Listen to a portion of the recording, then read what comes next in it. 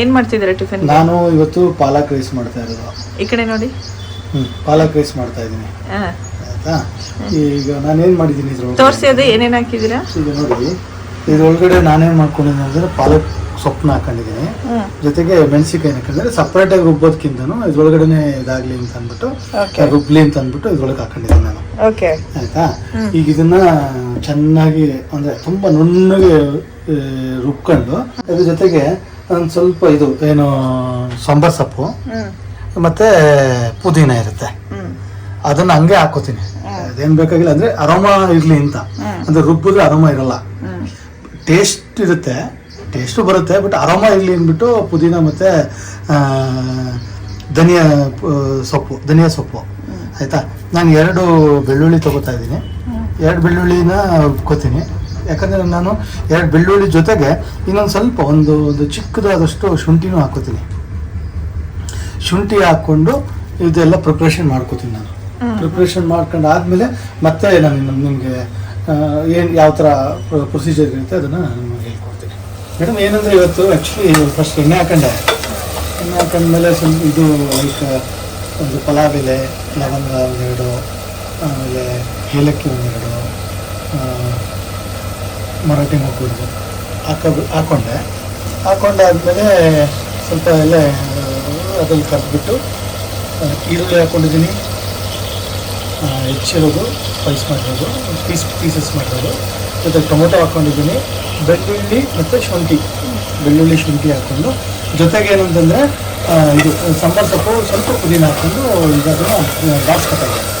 ಇದಾದಮೇಲೆ ನಾನು ಏನು ಮಾಡಿದ್ದೀನಿ ಅಂತಂದರೆ ಪಾಲಕ್ ಮತ್ತು ಅದೊಂದು 4 ಮೆಣಸಿನ್ಕಾಯಿ ರುಬ್ಬಿರೋದು ಹಾಕೋಬಿಡ್ತೀನಿ. ಇದಕ್ಕೆ ಹಾಕೊಂಡು ಆದಮೇಲೆ ಅದೊಂದು ಸ್ವಲ್ಪ ಕುದಿ ಬಂದಾಗ ಅಕ್ಕಿ ಹಾಕೋತೀನಿ. ನನಗೆ ಎಷ್ಟು ಬೇಕು ಅಷ್ಟು ಅಕ್ಕಿ ಹಾಕೋತೀನಿ. ಇದು ಗ್ರೇವಿ ಹೇಗಿದೆ ಅಂತ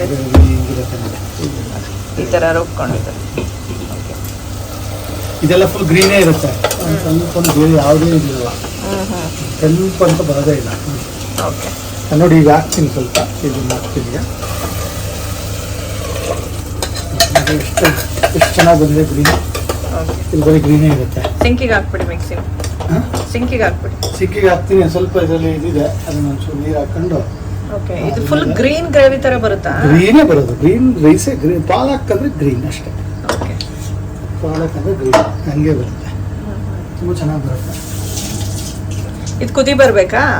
ಇದು ಕುದಿ ಬದ್ದು ಮತ್ತೆ ನೀರು ಹಾಕತ್ತೀನಿ ನಾನು. ಮತ್ತೆ ಅಂದ್ರೆ ಕನ್ಸಿಸ್ಟೆನ್ಸಿ ಬರಬೇಕು ರೈಸ್ ಬೇಯಕ್ಕೆ. 1 ಪಾವಕ್ಕೆ ಮಾಡಿ ಸಾಕು. 1 ಪಾವು ಅಂತ ಮಾಡಿದಾಗ 1 ಪಾವಿಗೆ ಒಂದೂವರೆ 2 ಲೋಟ ನೀರು ಹಾಕಿದ್ರೆ ಸಾಕು. ಎಕ್ಸ್ಟ್ರಾ ಒಂದು ಸ್ವಲ್ಪ ಮಾಡಿಟ್ಟಿರ್ತೀನಿ. ನೀರೆಲ್ಲ ಹಾಕಿ ಕನ್ಸಿಸ್ಟೆನ್ಸಿ ಮಾಡಿದ್ದಾರೆ, ಎಲ್ಲ ಫುಲ್ ಗ್ರೀನ್. ಸ್ನೇಹಿತರೆ ನೋಡಿ, ಮಾಡಿದ್ದಾರೆ ಪಾಲಕ್ ರೈಸ್ ಅಂದ್ಬಿಟ್ಟು ಇವಾಗ ಟಿಫಿನ್ ಮಾಡಬೇಕು. ಅವ್ರು ಆಲ್ರೆಡಿ ತಿಂತಾ ಇದ್ದಾರೆ, ಒಂದು ಇವಾಗ ಕೂತಿದ್ದೀನಿ ತಿನ್ನೋಕ್ಕೆ. ಈ ರೀತಿ ಆಗಿದೆ. ಸೊ ಮಾರ್ನಿಂಗ್ ಟಿಫನ್ನ ಅವರೇ ಮಾಡಿದ್ರು, ನಾನು ಪಾತ್ರೆ ತೊಳೆಯೋದು ಮನೆ ಕೆಲಸ ಎಲ್ಲ ಮಾಡಿಕೊಂಡೆ. ಒಂದೊಂದು ದಿನ ಫ್ರೀ ಇದ್ದರೆ ಮಾಡ್ತಾರೆ ಏನಾದರೂ ಡಿಫ್ರೆಂಟಾಗಿ. ಥ್ಯಾಂಕ್ ಯು ಮೇಸ್ಟ್ರೆ. ಹೇಗಿದೆ? ಉಪ್ಪು ಸರಿ ಇದೆಯಾ? ಎಲ್ಲ ಸರಿ ಇದೆ. ನಾನು ನೋಡಿ ಹೇಳ್ಬೇಕು ಹೇಗಿದೆ ಅಂತ. ಕಬಾಬ್ ಮಾಡ್ತಿದ್ದಾರೆ, ನಮ್ಮನೆಯವರೇ ಮಿಕ್ಸ್ ಮಾಡಿಕೊಟ್ಟು ಹೋಗ್ತೀನಿ ಅಂತಿದ್ದಾರೆ. ಹೇಳಿ ಏನೇನು? ಈಗ ಶುಂಠಿ ಬೆಳ್ಳುಳ್ಳಿ ಪೇಸ್ಟ್ ಮಾಡ್ಕೊಂಡಿದ್ದೀನಿ ನಾನು.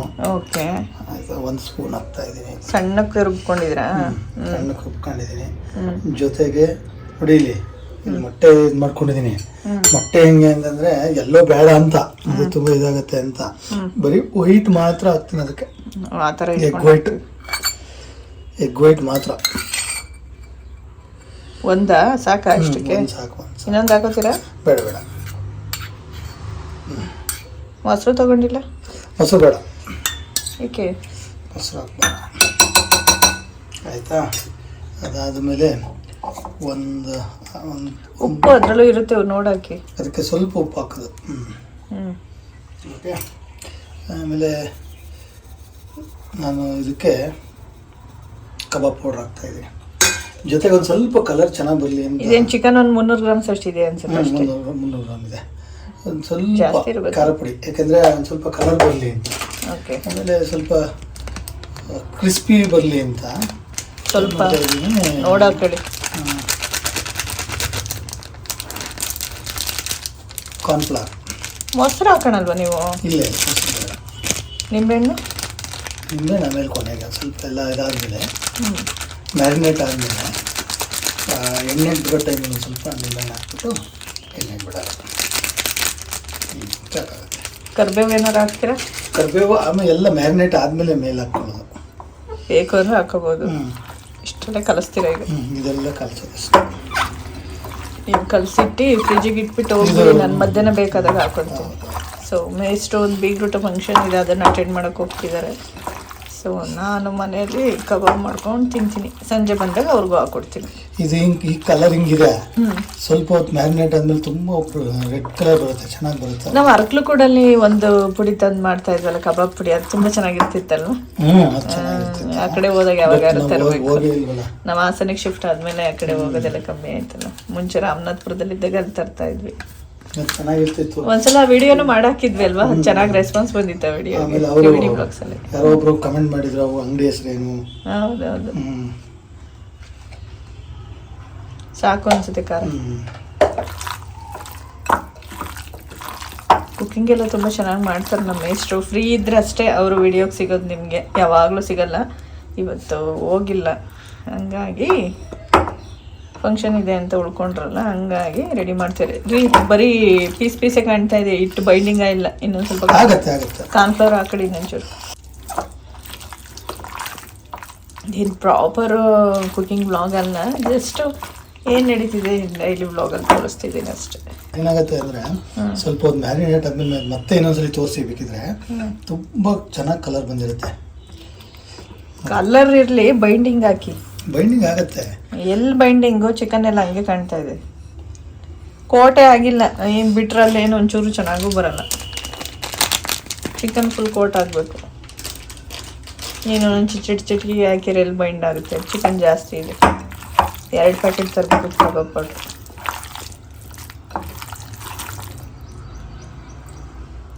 ಚೂರು ಮೊಸರು ಹಾಕಿದ್ದೀರಾ?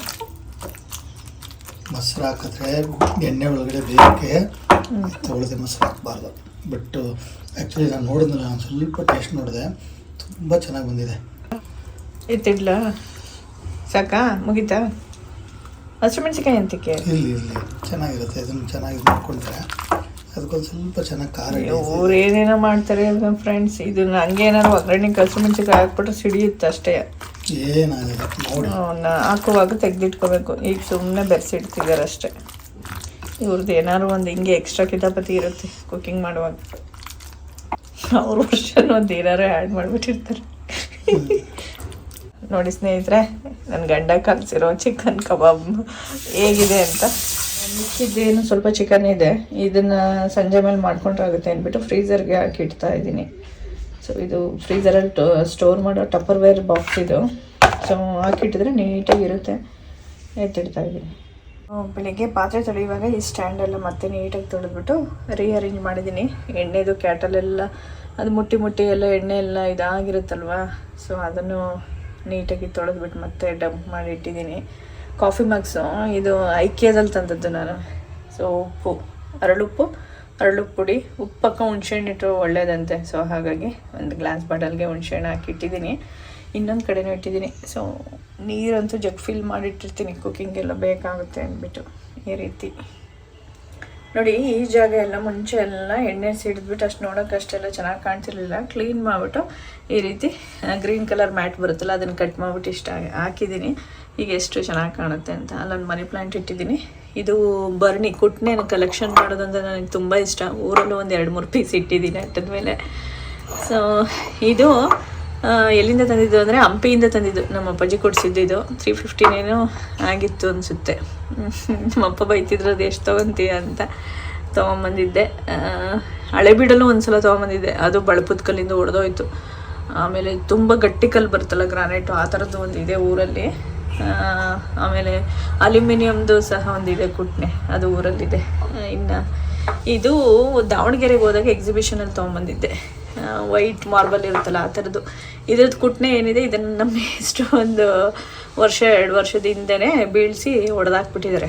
ಸೊ ನನಗೆ ಅಮೆಝಾನಲ್ಲೆಲ್ಲ ಅದು ಸರ್ಚ್ ಮಾಡಿ ನೋಡಿದ್ರೆ ಸಿಗ್ಬೋದು. ಅದೇನು ಪೆಸ್ಟಲ್ ಅಂತನೋ ಏನೋ ಅಂತಾರೆ ಇಂಗ್ಲೀಷಲ್ಲಿ. ಇದು ಕುಟ್ನೆಗೆ ಮೇಲ್ಭಾಗ ಬರುತ್ತಲ್ಲ ಅದಕ್ಕೆ. ಅಷ್ಟು ಐಡಿಯಾ ಓಡಿರಲಿಲ್ಲ. ನೆನ್ನೆ ನೆನಪಾಯಿತು ಸಿಗ್ಬೋದಂತ ಸರ್ಚ್ ಮಾಡಿ ನೋಡೋ ಹೊತ್ತಿಗೆ ಸಿಗುತ್ತೆ.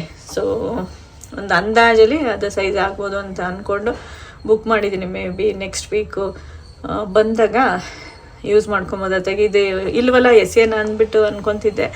ತುಂಬಾ ಚೆನ್ನಾಗಿದೆ, ಯಾಕೆ ಎಸಿಬೇಕು ಅಂದ್ಬಿಟ್ಟು ಅದ್ರದ್ದು ತೊಗೊಳ್ಳೋಣ ಅಂದ್ಬಿಟ್ಟು ಇಟ್ಟಿದ್ದೀನಿ.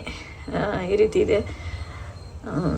ಇದೆಲ್ಲ ಏಲಕ್ಕಿ ಮೆಣಸೆಲ್ಲ ಸಿಂಪಲ್ಲಾಗಿ ಕುಟ್ಬೇಕಾದ್ರೆ ಇದನ್ನು ಇದು ಮಾಡ್ಕೊಬೋದು. ಟೀ ಮಾಡುವಾಗ ಜ್ಯೂಸ್ ಮಾಡುವಾಗೆಲ್ಲ ಏಲಕ್ಕಿ ಎಲ್ಲ ಕುಟ್ಕೊತೀವಲ್ಲ ಆ ಥರ. ಇದು ಶುಂಠಿ ಬೆಳ್ಳುಳ್ಳಿ ಕುಟ್ಟೋದಕ್ಕೇ ಮಾಡ್ಕೊಂಡಿರೋದು. ಇದು ಎಲ್ಲ ಫಂಕ್ಷನ್ ಹೋಗ್ತಾ ಇದ್ದೀರಾ? ಅಕ್ಕನ ಮಗಳದು ಮೊನ್ನೆ ಮದುವೆ ಆಯ್ತು, ಅಲ್ಲಿ ಬೀಗ್ರೂಟ ದುದ್ದದಲ್ಲಿ, ಅಲ್ಲೇನು ಊಟ ಮಾಡಲ್ಲ. ಆಮೇಲೆ ಪುರದಮ್ಮನ ದೇವಸ್ಥಾನಕ್ಕೆ ಸೀಕು, ನಮ್ಮ ಹುಡುಗ ಇದ್ದಾನಲ್ಲ ಅವಂದು ಮತ್ತೆ ಅವ್ರ ತಮ್ಮಂದು ಇಬ್ಬರದು ಮದುವೆ ಆಯ್ತು. ಅವ್ರದ್ದು ಬೀಗ್ರೂಟ ಇದೆ, ಮುಗಿಸ್ಕೊಂಡು ಅಲ್ಲೇನು ಊಟ ಮಾಡಲ್ಲ. ಹಂಗೆ ಅಲ್ಲಿ ಸೀಕು ಮದುವೆಗೆ ಹೋಗಿ ಪಾಪ ಅವನು ಎಲ್ಲ ಟೈಮಲ್ಲಿ ನಮಗೆ ಸಹಾಯ ಮಾಡೋಣ, ಅವನು ಹೇಳಿದಾಗೆಲ್ಲ. ಹಂಗಾಗಿ ಅಲ್ಲಿ ಅವನದು ಬೀಗ್ರೂಟಕ್ಕೆ ಹೋಗಿ ಮುಗಿಸ್ಕೊಂಡು ಒಂದು ಸ್ವಲ್ಪ ಅವನಿಗೊಂದು ಪ್ರೆಸೆಂಟೇಷನ್ ಕೊಟ್ಬಿಟ್ಟು ಬರ್ತೀವಿ. ಓಕೆ, ಬಾಯ್. ಬಾಯ್. ತರಕಾರಿ ಖಾಲಿಯಾಗಿತ್ತು, ತೊಗೊಂಬಂದಿದ್ದಾರೆ, ಜೋಡಿಸ್ಕೋಬೇಕು. ನೋಡಿ ಈ ರೀತಿ ಫ್ರಿಜ್ಗೆ ಮ್ಯಾರಿನೇಷನ್ಗೆ ಇಟ್ಟಿದ್ದೀನಿ. ಸೊ ಇದಾಗಿತ್ತು ಇವತ್ತಿನ ವ್ಲಾಗ್. ನೆಕ್ಸ್ಟ್ ವ್ಲಾಗಲ್ಲಿ ಸಿಗ್ತೀನಿ. ಧನ್ಯವಾದಗಳೊಂದಿಗೆ ತ್ರಿವೇಣಿ ಸ್ನೇಹಿತರೆ.